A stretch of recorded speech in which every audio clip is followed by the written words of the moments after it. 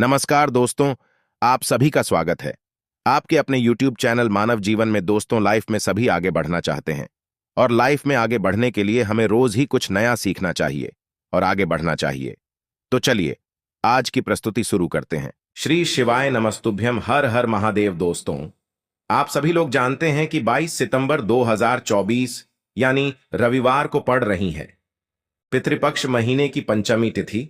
और दोस्तों, ये जो पंचमी तिथि है वो पितृपक्ष महीने में पड़ने वाली सबसे बड़ी पंचमी है, क्योंकि यह पितृपक्ष महीने में रविवार के दिन पड़ रही है। तो दोस्तों, रविवार के दिन आपको ये उपाय अवश्य ही करना चाहिए। और दोस्तों, आप सभी लोग जानते हो रविवार पंचमी का अगर सबसे बड़ा कोई उपाय है तो वो एक चावल के दाने वाला उपाय है। तो दोस्तों, इस रविवार पंचमी के दिन आप लोगों को इस एक चावल के दाने वाले उपाय को जरूर करना है। बहुत सारे लोग होंगे जिन लोगों ने इस उपाय को ना किया हो, मतलब पूरा साल निकल गया, उन्होंने किसी भी दिन इस एक चावल के दाने वाले उपाय को ना किया हो। पर दोस्तों, आपके पास एक आखिरी मौका बचा हुआ है जो कि 22 सितंबर के दिन है। तो इस दिन आप लोगों को इस वाले उपाय को जरूर कर लेना है, भले ही आपने पूरे साल भर इस उपाय को ना किया हो। पर अगर आपने इस श्राद्ध पक्ष महीने की पंचमी तिथि के दिन अगर इस वाले उपाय को कर लिया तो आपको इस उपाय को करने का वो फल मिलेगा जिसकी आपने कभी कल्पना भी नहीं करी होगी। इसीलिए आप लोग इस वाले उपाय को एक बार जरूर कर लेना, ताकि आप लोगों के हाथ से यह मौका ना जा सके और आपको इस उपाय को करने का फल मिल सके। दोस्तों, यह उपाय पंडित जी ने अपनी अभी की ही शिव महापुराण की कथा में बताया है। जी, इस उपाय को आज हम आपको बहुत अच्छे से समझाने वाले हैं।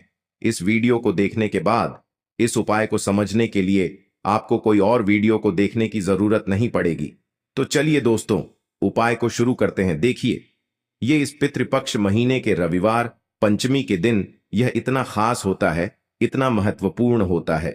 देखा गया है कभी कभी बड़े बड़े पूजा पाठ अनुष्ठान से जो मनोकामना पूर्ण नहीं होते, वो पितृपक्ष महीने के दिन एक छोटे से उपाय करने से ही आपकी मनोकामना पूर्ण हो जाती है। और बहुत सारे लोगों ने इस उपाय को किया भी है और उनको इस उपाय को करने का फल भी जरूर मिला है। अगर आप लोग भी इस उपाय को करना चाहते हैं तो आप इस उपाय को पहले अच्छे से समझ लेना, सुन लेना, उसके बाद करना। आपको इस उपाय का फल जरूर मिलेगा। और इस उपाय को कर लेने से आपके घर में चाहे किसी भी प्रकार की दुख और समस्या क्यों ना चल रही हो, आपको उसका कारण भी नहीं पता है कि भाई यह समस्या किस कारण से चल रही है। उसका कुछ भी कारण हो सकता है, जैसे पितृदोष हो सकता है या किसी भी तरह का मंगल दोष भी हो सकता है।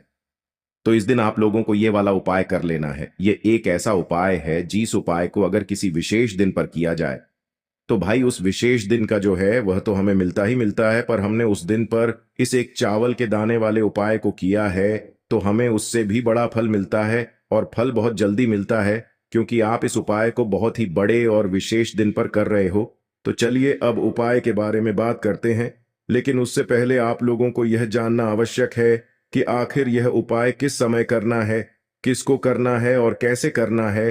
तो चलिए हम आगे आपको वीडियो में एक एक करके बता देते हैं। लेकिन उससे पहले अगर आप लोग हमारे चैनल पर नए हैं तो हमारे चैनल को सब्सक्राइब कर लेना और इस वीडियो को लाइक करके कमेंट बॉक्स में श्री शिवाय नमस्तुभ्यम ओम नमः शिवाय जरूर टाइप कर देना।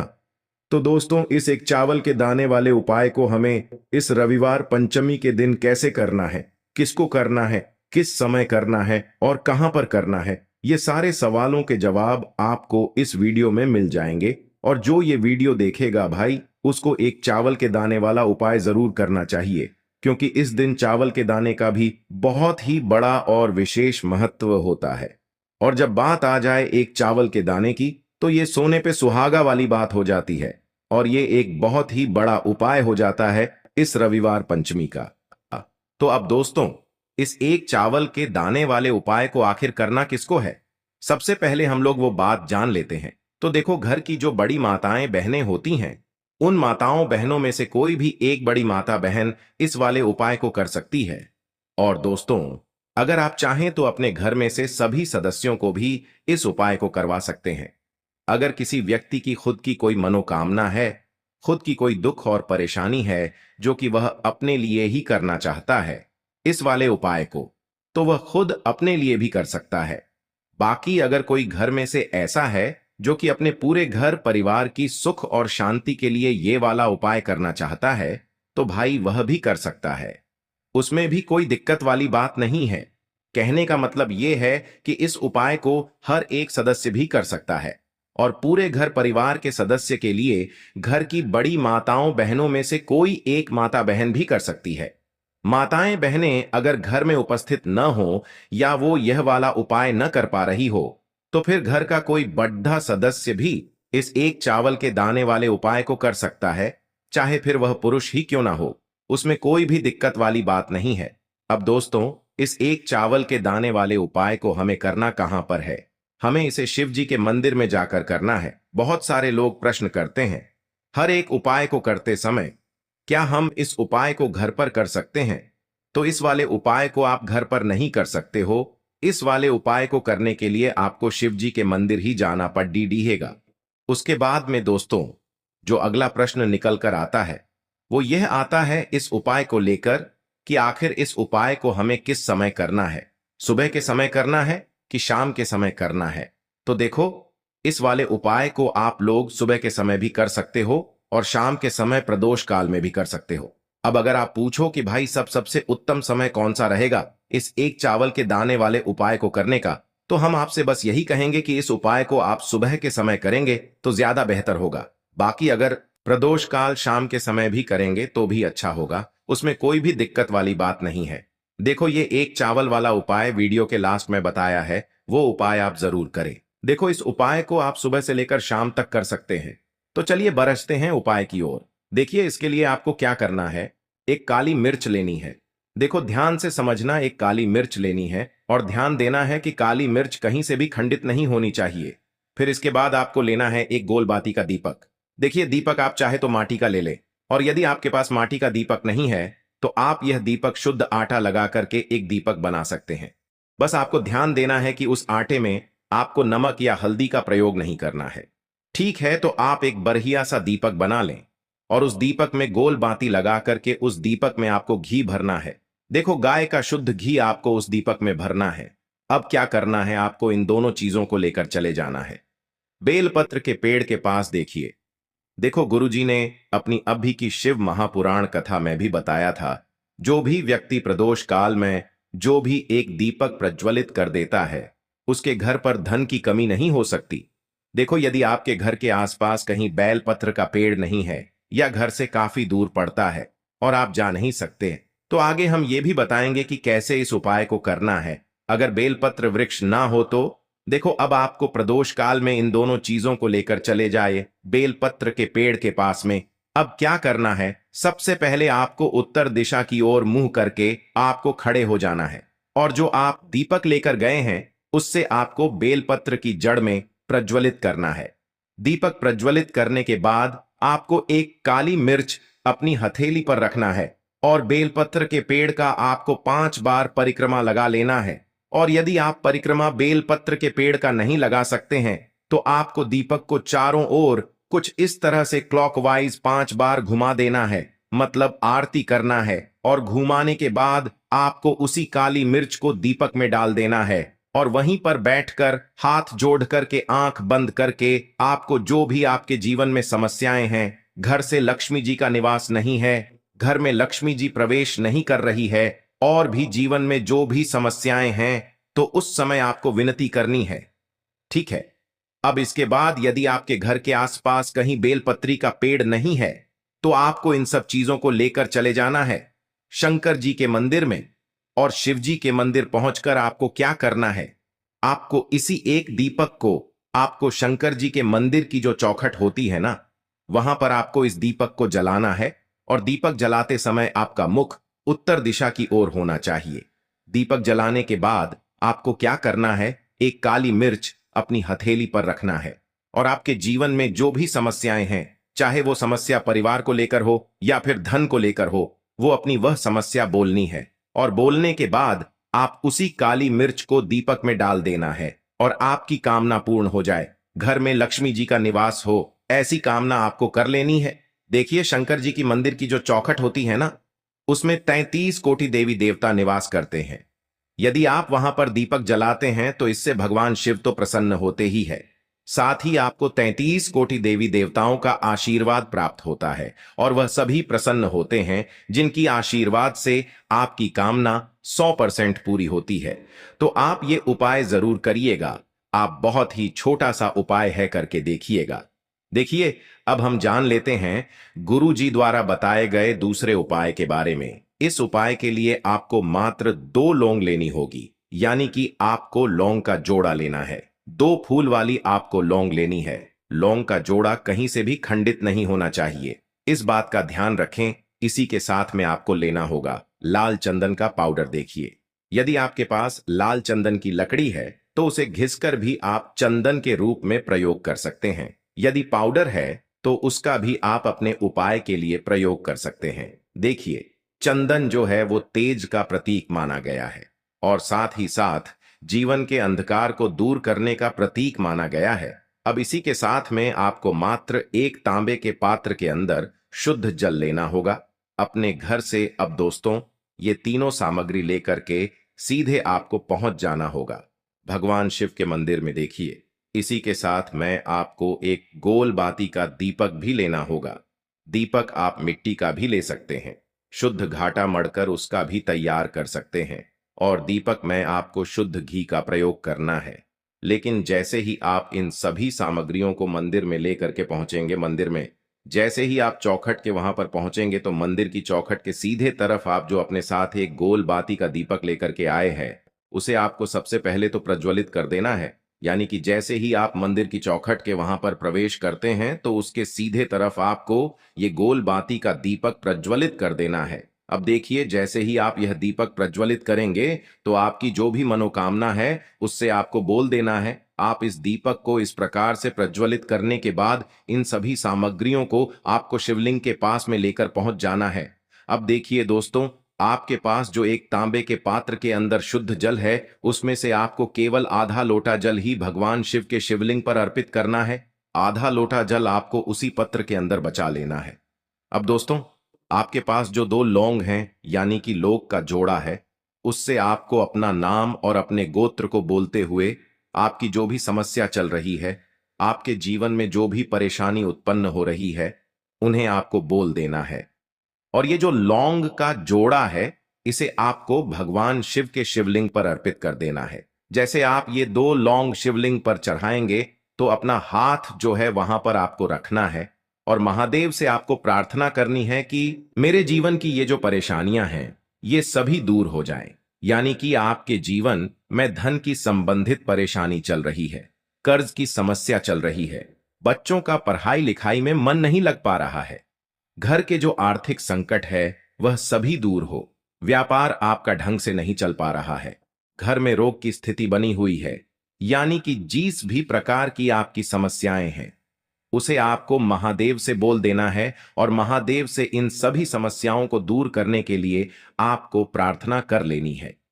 अब देखिए दोस्तों, आपने जो 2 लौंग शिवलिंग पर समर्पित की थी उससे आपको वहां से उठा लेना है और इन दोनों लौंग को आपको शिवलिंग से उठा करके सीधे उससे जल के पात्र के अंदर डाल देना है। यानी कि अपने आधा लौटा जल और बचाया हुआ था उसी के अंदर आपको ये 2 लौंग डाल देनी है और साथ में आप जो लाल चंदन लेकर के आए थे उस लाल चंदन को भी आपको उसी पात्र के अंदर डाल देना है।